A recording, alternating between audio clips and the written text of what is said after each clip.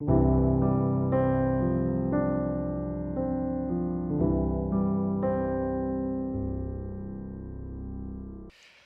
안녕하십니까. 안녕하세요. 네. 바로 멘트가 나올 줄 알고 안 하셨죠? 예. 오늘도 하나님을 사랑하는 마음으로 금요예배 함께 동참하시는 성도님들을 주님의 이름으로 진심으로 환영하고 사랑합니다. 네.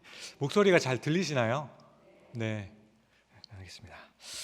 오늘 이 시간 믿음의 성숙에 관한 그 시리즈 몇 번째인지 아십니까? 그러실 줄 알고, 네.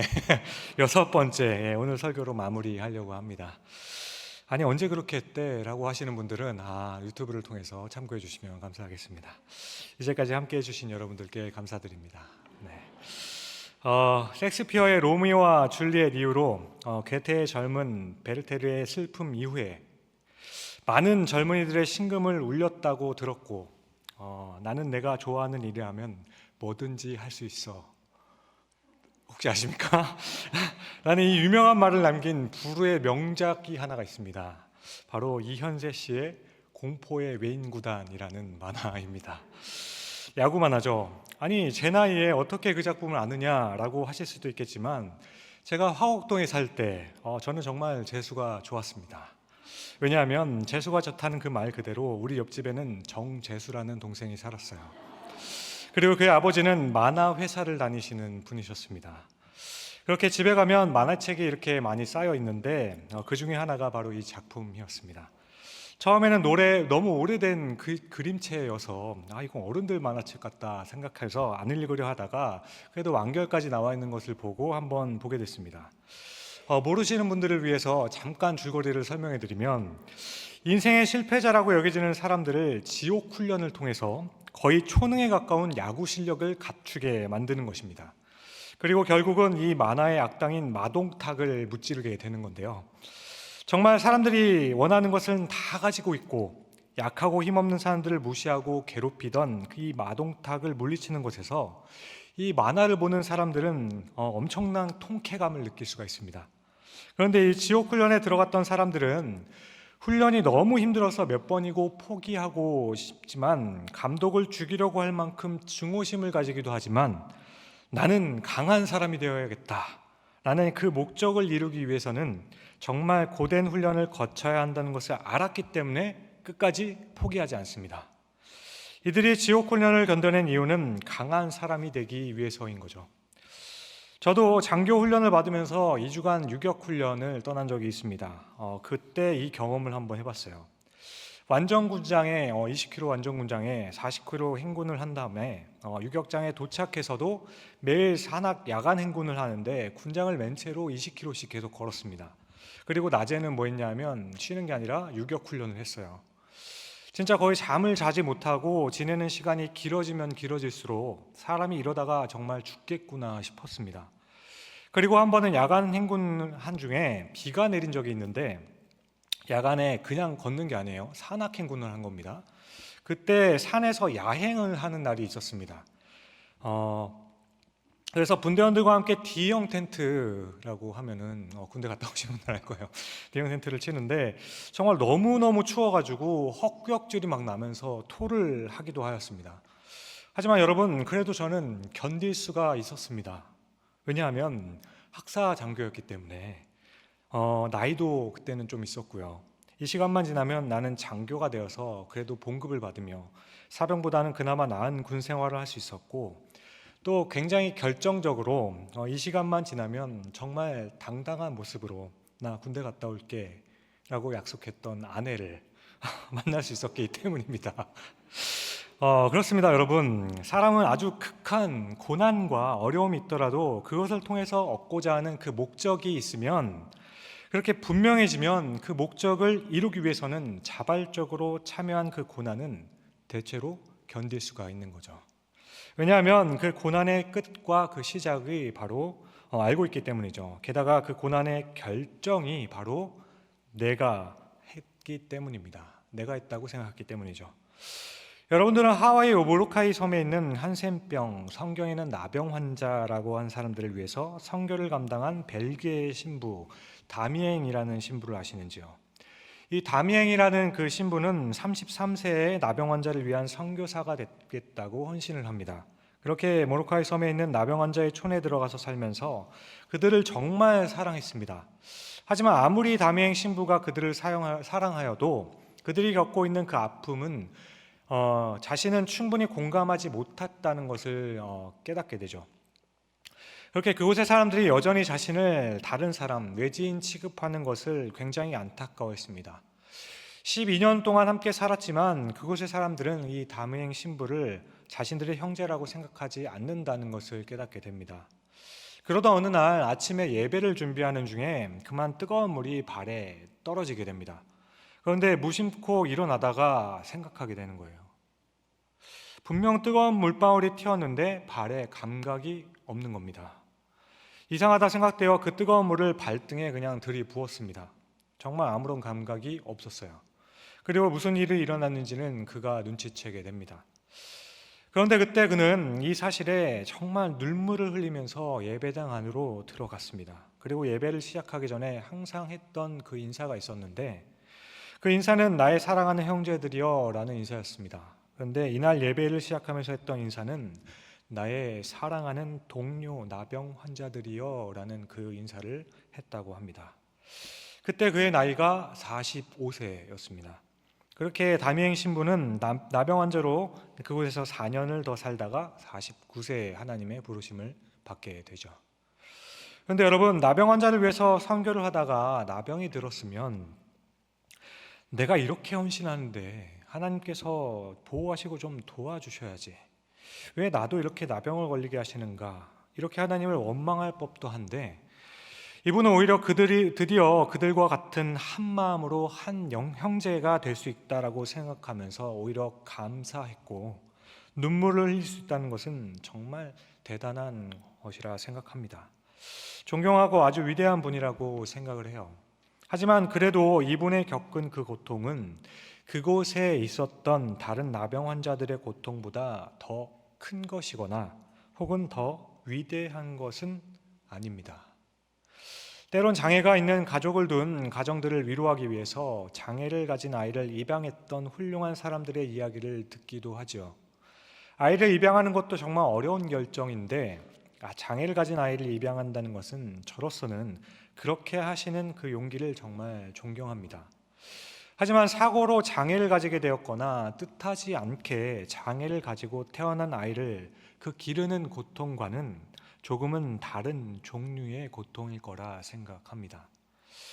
다미행 신부가 나병에 걸린 것을 감사할 수 있었던 것은 자신이 좋아하는 일을 하면서 어쩌면 기대하고 예상했던 일일 수도 있고 스스로 원했던 일이기 때문에 그럴 수도 있습니다. 다시 말씀드리면 다미행 신부는 그가 당하는 고난의 이유를 알고 있었고 고난을 통해서 이루려는 목적이 분명하게 보였기 때문이죠. 하지만 모로카이 섬에 그 모여있던 대부분의 나병 환자의 경우에는, 그리고 지금 이 시간에도 고난을 당하고 있는 우리 생활에 있는 많은 사람들의 경우에는 앞서 말씀드린 그 까치나 저를 비롯하여서 다미행과는 다른 반응을 보일 수밖에 없는 몇 가지 이유가 있는 겁니다. 우선 고난이라는 것은 전혀 아무런 마음의 준비가 되어 있지 않았는데 우리에게 너무나도 갑자기 찾아오기 때문이죠. 우리가 당하는 이 고난에 대해서 마음의 준비뿐만 아니라 영적이든지 육체적으로든지 준비할 수 있는 시간이 주어진다면 얼마나 좋겠습니까? 일이 생기기 전에 몇 년 전부터 미리 알고서 돈 좀 모아놓고 정보도 좀 모아놓고 마음의 준비를 좀 철저하게 했으면 좋겠습니다. 하지만 보통 우리가 당하는 이 고난들은 너무나도 갑자기 우리의 삶에 들어오게 되죠. 그렇게 그동안 꿈꾸고 계획했던 것들은 한순간에 무너져 내리게 됩니다. 두 번째, 이 고난은 본인이 전혀 원하지 않았던 것이기 때문이에요. 아무리 힘이 들어도 내가 원했던 일이라면 견딜 수가 있을 겁니다. 내가 뜻이 있어서 스스로 원했던 고난은 감당할 수 있는 법입니다. 제가 살을 빼기 위해서 하루에 한 끼를 먹으며 운동을 하는 모습을 보면서 참 고난을 당하고 있으시네 라고 생각하는 분들은 없을 겁니다. 하지만 저는 전혀 살 뺄 마음이 없는데 제 아내가 제 살을 빼겠다고 방에 가두어두고 밥도 주지 않고 콩과 우유만 주면서 하면은 그것은 고문이고 고난이 맞는 거죠. 마음의 준비도 없었고 제가 원하는 것도 아니기 때문입니다.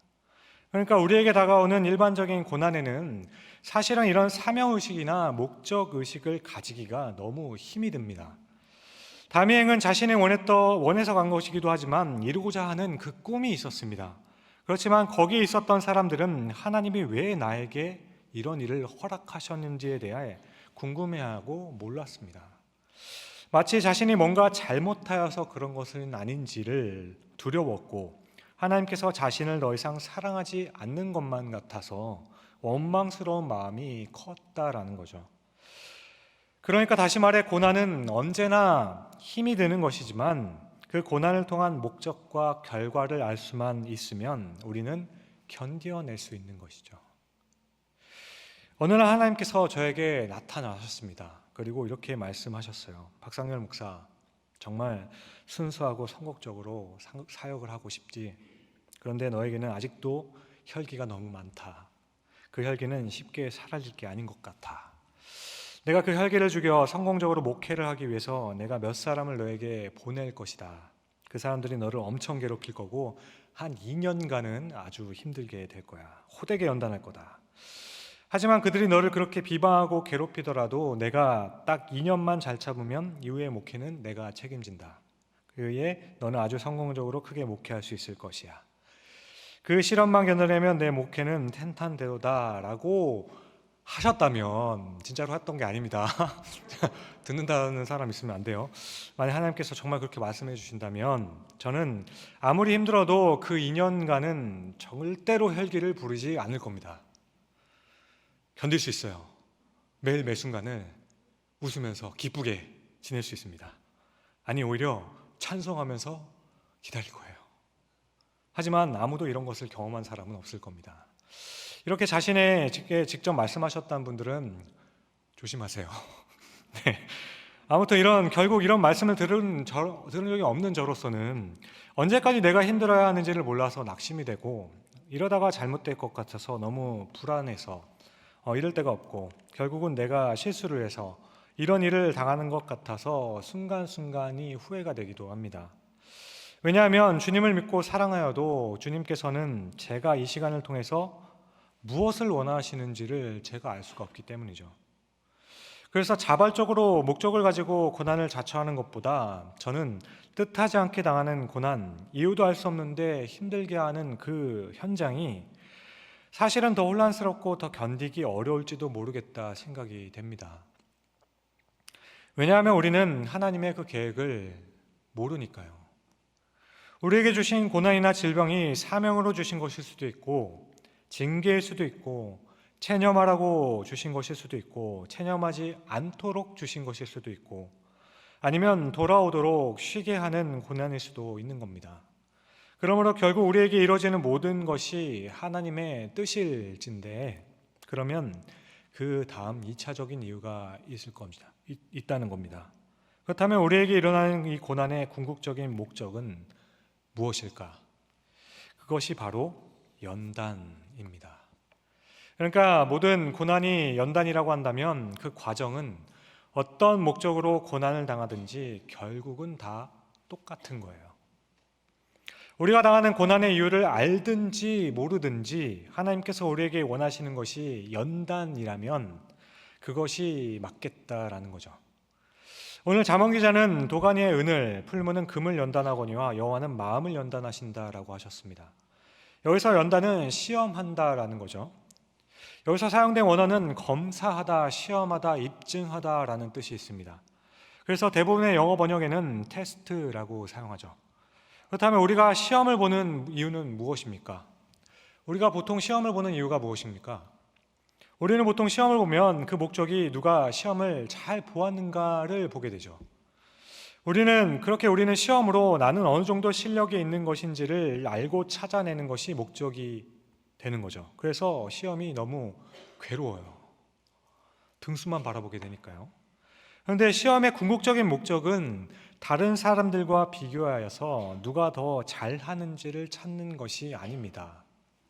오히려 내가 무엇이 부족했는지를 찾아내는 것이 시험의 목적이에요. 내가 이번 시험에 어떤 부분을 이해했고 그렇지 못한 부분이 어느 부분인지를 찾아서 다음에는 보완하여서 그것을 채우는 것이 바로 시험의 목적이지요. 그런데 일반적으로는 시험을 비교하는 것으로 생각하지 나에게 부족한 것을 찾는 것으로 생각하지 않습니다. 아이가 50점을 받아왔습니다. 너무 실망스러워요. 너만 50점이니? 아니, 다른 애들 다 40점이야. 갑자기 기뻐지는 거죠. 나머지 50점 부분을 찾지 않아도 되는 겁니다. 그냥 다른 사람들보다 높으면 되는 겁니다. 그런데 하나님께서 우리에게 연단하신다는 것의 그 의미는, 시험하신다는 그 의미는 지금 여기에 모인 우리들에게 시험을 줄 것인데 누가 더 잘하는지를 찾아내기 위해서 주시는 것이 아니라는 거죠. 우리 각 사람을 향해서 가지고 계신 하나님의 아름다운 그 계획을 위해서 우리의 마음을 비우고 그것에 하나님으로 채우기 위해서 시험을 허락하시는 겁니다. 그래서 연단이라고 번역한 것은 참 잘한 것 같아요. 그런데 이때 또 사람들은 우리가 받은 이 시험 중에서 이것이 하나님께서 주신 것이 있고 마귀가 주는 것이 있다라고 생각하는 분들이 있어요. 그래서 마귀가 주는 것은 템테이션이라고 해서 유혹이라고 하고, 하나님께서 주시는 것은 테스트, 트라이얼이라고 해서 그런 식으로 반응을 하죠. 그런데 여러분, 이 둘을 구분하는 것은 정말 어렵습니다. 사람에게 이 둘을 구분할 만한 능력을 주신 적이 없어요. 하지만 이때 사실이 엄밀히 말해서 하나님께서 주시는 것인지 아니면 마귀가 주시는 것인지를 구분하는 것도 아무런 의미가 없습니다.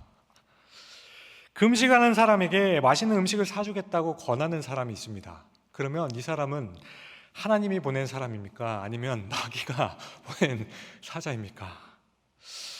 저녁 6시가 넘어서는 9시가 넘어서는 절대로 아무것도 먹지 않겠다고 다짐을 하는 그 아내 앞에서 열심히 1시간을 걷고 돌아온 그 아내를 맞이하면서 평소에 아내가 좋아해서 잘 먹었던 그 치킨을 뜯고 있는 저는 아내를 유혹하는 사탄의 시험꾼입니까? 아니면 아내의 의지를 시험하고 연단시키기 위한 사명을 가지고 있는 묵묵히 치킨을 먹고 있는 하나님의 사자입니까? 이런 구분이 의미가 있겠습니까?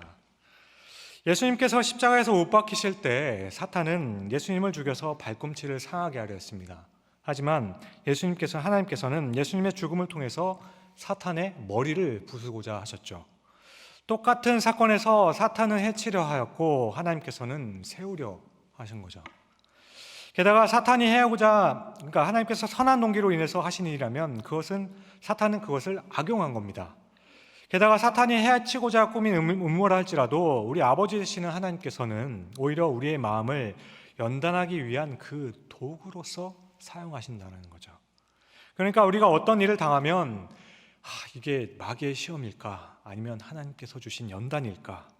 이것을 구분하는 것보다는 이 일에서 마귀가 바라는 것은 무엇일까? 아니면 하나님의 의도는 무엇일까를 찾는 것이 더 중요하다라는 거죠.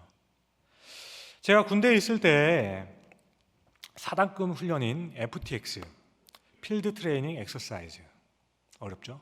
네. 라는 훈련을 끝난 직후였습니다. 한 번은 사단장님이 오전 화상회의 시간에 어느 부대는 참 잘했다, 어느 부대는 딱 부르면서 그거 그때 왜 그렇게 했나 하셨어요. 그리고 그날부터 그 부대가 난리가 났습니다. 모든 간부를 비롯해서 사병들이 그 훈련 중에 나왔던 문제가 무엇인지는 모른 채 매일 연변장을 돌고 군 기본훈련과 당시 거론되었던 그 훈련을 밤낮으로 하는 거예요. 그러자 며칠 뒤에 사장단님은 이 소식을 듣게 되어서 다시 이렇게 말씀하셨어요. 아니, 나는 왜 그렇게 했는지 전술적인 부분을 물었는데 왜 애꿎은 애들을 그렇게 돌리나? 그러니까 사단장이 연대장에게 질문했던 의도는 지휘관의 그 작계에 대한 이해와 그렇게 했던 그 이유에 대해서 물어본 거예요. 왜냐하면 이때 그 지휘관이 되신 분은 연대장이 되신 지 얼마 안 되셨기 때문에 지적을 받았다라고 생각한 거예요. 근데 자신이 구피하지 못한 밑에 있는 그 간부들을 모두 다 원망하며, 그리고 그 밑에 있는 사병들까지 모조리 통합해서 군대용으로서 굉장히 빡세게 굴린 겁니다. 군대에서 훈련하는 것은 좋은 것이죠. 왜냐하면 군대가 존재하는 이유가 그 훈련이 계속돼서 경험이 되며 손에 익으면서 실전에서도 자연스럽게 이어지게 하는 것이 바로 훈련이기 때문이죠. 하지만 그 의도가 보다 더 잘하기 위함일 때와 아니면 그냥 속된 말로 굴리기 위함일 때는 전혀 다르다라는 거예요. 스가랴서를 보면 하나님께서 열국을 심판하는 장면이 나옵니다. 그런데 이때 하나님께서는 이렇게 말씀하시는 장면이 있어요. 나는 조금 노하였거늘 그들은 내 힘을 내어서 고난을 더하였습니다. 그러니까 하나님께서는 열국을 들어 이스라엘을 혼내주라고 하셨어요. 그런데 사탄은 열국을 들어서 이스라엘을 진멸하려고 했다라는 겁니다. 사랑하는 성도 여러분, 우리는 이렇게 우리에게 일어나는 모든 일들이 누구에게로부터 왔는지 몰라요. 하지만 이때 내가 당하고 있는 이 일이 누구에게 왔는지를 구분하는 것이 중요한 것이 아닙니다. 오히려 이 일로 인해 하나님께서 과연 나에게 원하시는 것은 무엇일까? 마귀의 의도는 내가 넘어지려는 것일 텐데 그것이 무엇일까를 고민함이 맞다라는 겁니다. 마귀의 의도는 아주 명확하죠. 우리를 어떻게든 쓰러뜨리고 넘어뜨리려는 겁니다. 그리고 반대로 하나님께서는 무조건 세워주려는 것이죠. 그런데 정말 은혜가 되는 건 마귀의 그 의도대로 될지라도 결국은 그것을 하나님께서는 나에게 가장 좋은 것으로 바꾸어 버리신다는 겁니다. 너무 힘든 시간일지라도 여러분 어떻습니까? 나중에 지나고 보면 오히려 감사의 제목을 하실 때가 많지 않으십니까? 그렇다면 마음을 한다는 것은 과연 어떤 의미일까? 하나님께서는 마음을 연단하시면서 어떤 것을 기대하고 계시는 것일까요? 하나님께서 마음을 연단하는 것은 우리의 정신을 강하게 만드는 걸까요? 그래서 웬만한 일이면 요동하지 않는 아주 차분한 마음을 만드시려는 것입니까? 당연히 아닙니다. 사랑하는 성도 여러분, 하나님께서 우리에게 고난을 주시는 이유는 그 고난을 통해서 우리를 강하게 만드시려는 것이 아니에요. 속아시죠? 어떤 분들은 이렇게 말씀하십니다. 하도 연단을 받아서 이제 웬만한 건 와도 느껴지지도 않아요.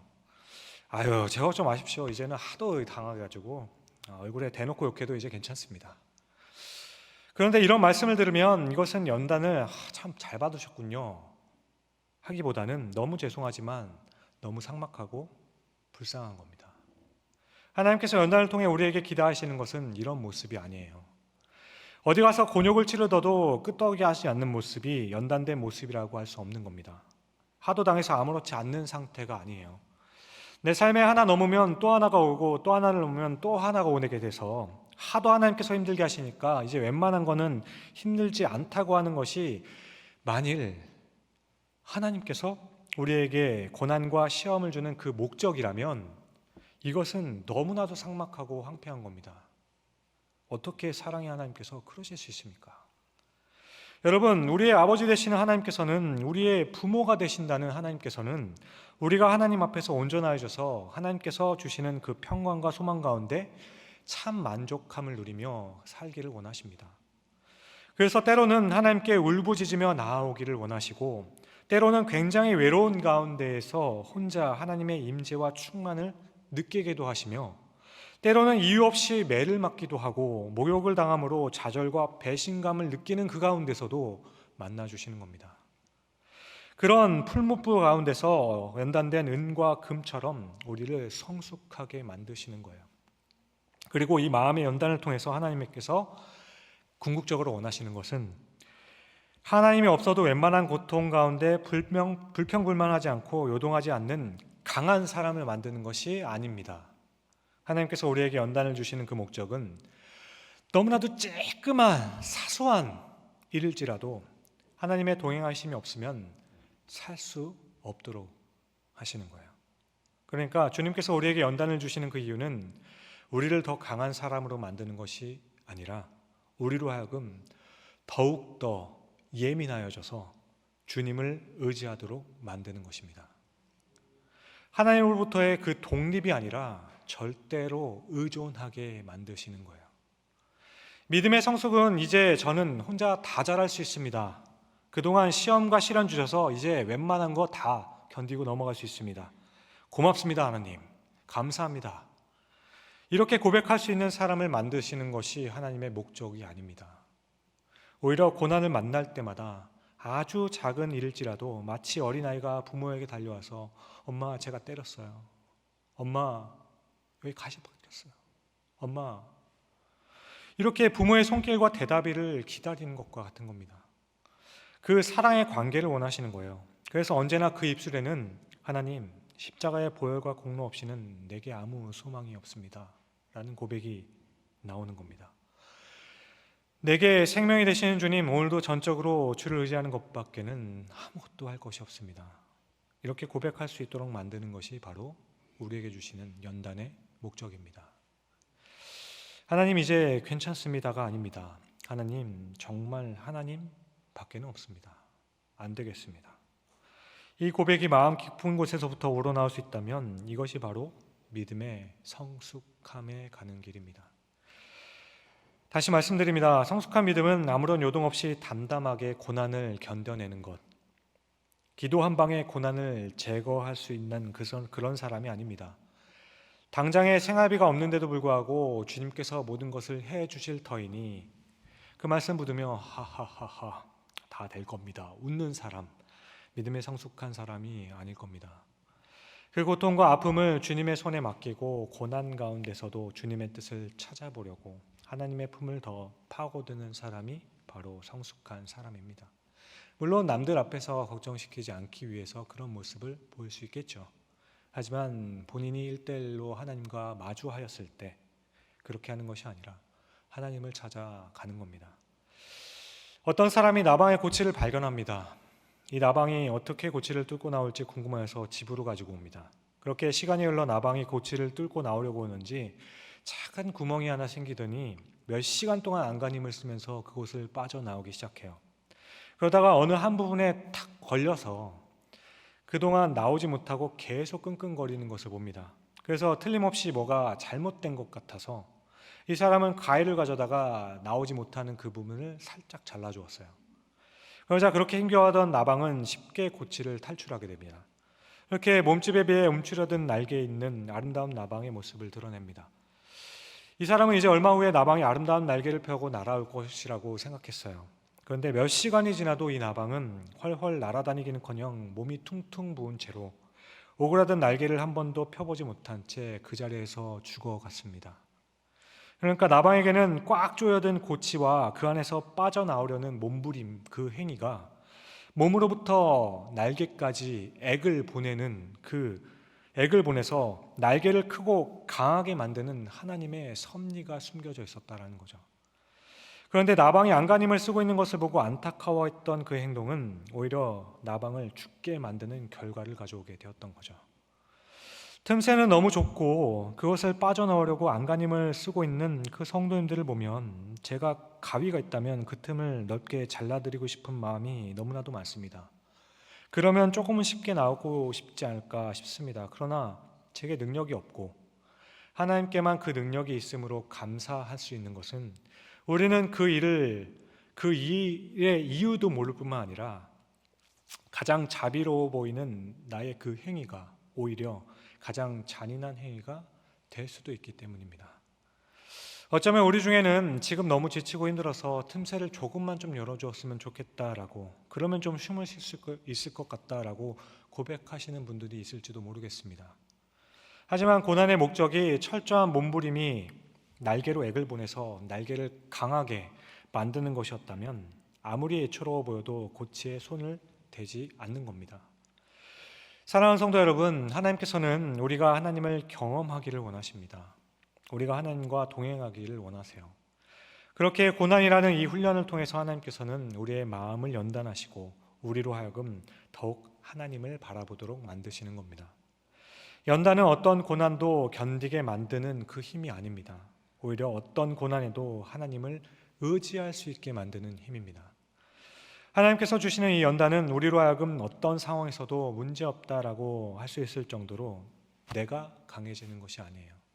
오히려 나는 어떤 곳에서도 혼자 감당할 수 없어서, 견딜 수가 없어서 하나님을 붙잡는 것, 더욱 잡아들이는 것, 그것이 연단의 목적입니다. 이 시간에도 많은 하나님의 사람들은 하나님께서 틈새를 자르지 않아 주셔서 너무 힘들고 이제는 그만하고 싶은 분들이 있을지도 모르겠습니다. 그러나 하나님께서는 그것을 통해서 하나님을 더욱 의지하게 되기를 원하십니다. 그러므로 주께서 목숨 바쳐 사랑하시는 여러분, 오늘도 그 하나님을 더욱 바라볼 수 있기를 바랍니다. 우리가 믿음 생활을 하며 나의 힘을 키우려고 할 것이 아니라 바울의 고백처럼 내가 약한 그때 강하게 임재하시는 그 하나님을 의지하는 법을 더 키우려고 노력하고 애써야 할 것입니다. 이렇게 믿음의 성수 마지막 그 6번째는 바로 하나님으로부터의 독립이 아니라 하나님을 더욱 절대 의존하는 겁니다. 기도하겠습니다.